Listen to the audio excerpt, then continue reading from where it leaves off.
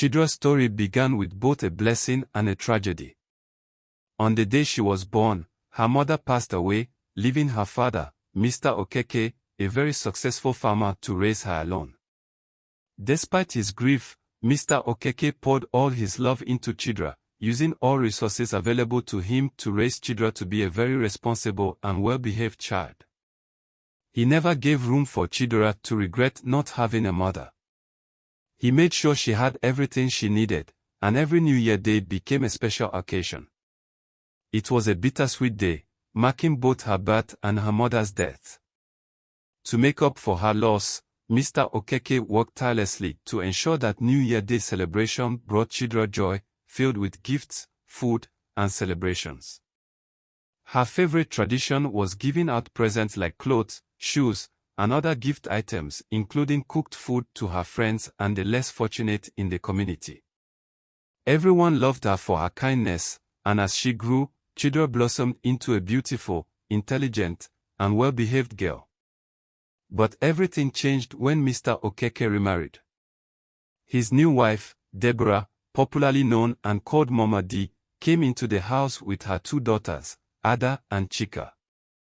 From the moment they arrived, life took a dark turn for Chidra. Mama D and her daughters treated her as a servant. She was made to do all the house chores, fetch water from the river, fill the pots and water jars, and work tirelessly on the farm. The loving bond she had once shared with her father seemed to vanish. He became distant, either unaware to her suffering or unwilling to intervene because of the control Mama D had over him. Chidra endured the cruelty in silence, her once bright New Year celebrations now a thing of the past. This year, New Year celebration was supposed to be special for the entire village. The Prince of the Kingdom was hosting a grand ceremony at the village square to choose his future queen. All the maidens were invited to attend and display their beauty and grace. Chidra longed to go, but Mama D had other plans. She took the money Mr. Okeke had given her for New Year and birthday shopping and spent it on fine dresses and gifts for Ada and Chika, her daughters. For Chidra, she bought an old, ugly dress. When Chidra saw what they bought for her, she became so sad and cried all day but made sure no one saw her tears. On New Year morning, Chidra woke up early and hurried through her house chores. She was determined to finish everything on time to join the other maidens at the village square for the ceremony. But Mama D had no intention of letting her go. "You're not going anywhere," Mama D smiled mockingly. "You're going to the farm to fetch firewood and then to the stream to fill the empty water pots." Chidra begged, tears streaming down her face. "Please, Mama D, let me go. Just this once. All the maidens will be there." "Enough," Mama D shouted at her. "You do as I say, or you regret it." While Chidra prepared to leave for the farm, Ada and Chika secretly took her dress and bore holes in it, ensuring she wouldn't be able to wear it. They left for the village square, laughing and making mockery of her, their mother's promises of royal attention filling their heads. Chidra hurried to the farm and carried the firewood. On her way back, villagers saw her struggling under the heavy load. Their hearts ached for her. "Why does her stepmother and everybody, including her father, treat her this way?" they whispered. "Chidra deserves better." Some encouraged her to hurry home and prepare for the ceremony, but when she returned, she discovered her dress has been ruined. She burst into tears, her dreams of attending the ceremony shattered. Determined not to let her day ruined, Chidra decided to do what she loved most, giving. She packed leftover food they left for her in the pots and her torn dress with other of her clothes and went out to share them with the less privileged. "They need it more than I do," she thought. Thereafter, she will run away from her father's house to her mother's village. She was convinced that she would be accepted by her mother's relatives. She thought. As she walked through the village, her kindness shone like a beacon, touching the hearts of everyone she met. Meanwhile, At the village square the maidens were still displaying their different moves, showcasing all that they are endowed with. The drummers were not left out in displaying their skills in drumming. The prince, however, was absent. He had gone to the village shrine to perform a sacred ritual.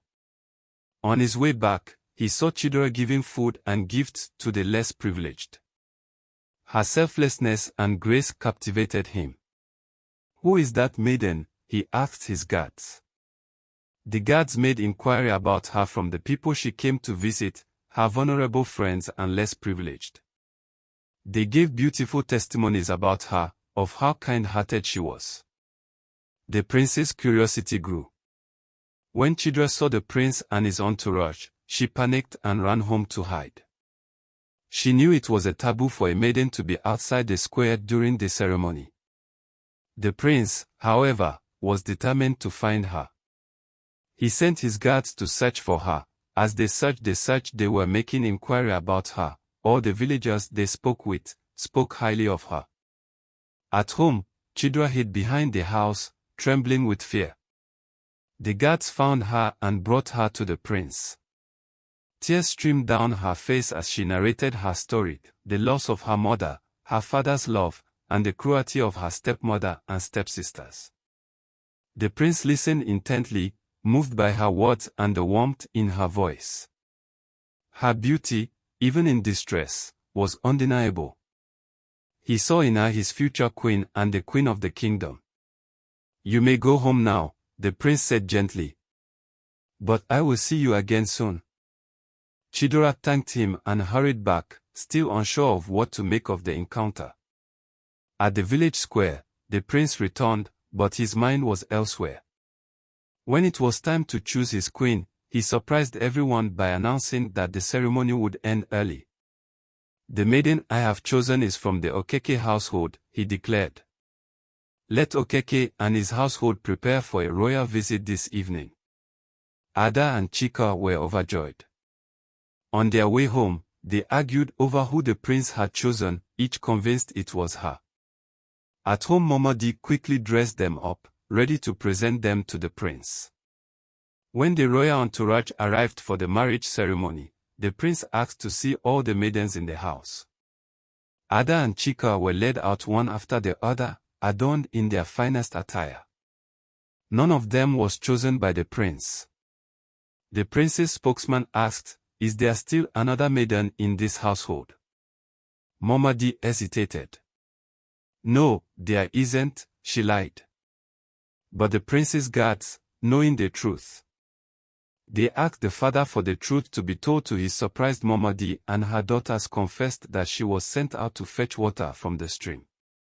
The guards were ordered by the prince to go to the stream to bring her to the house. They found her there, struggling with a heavy pot.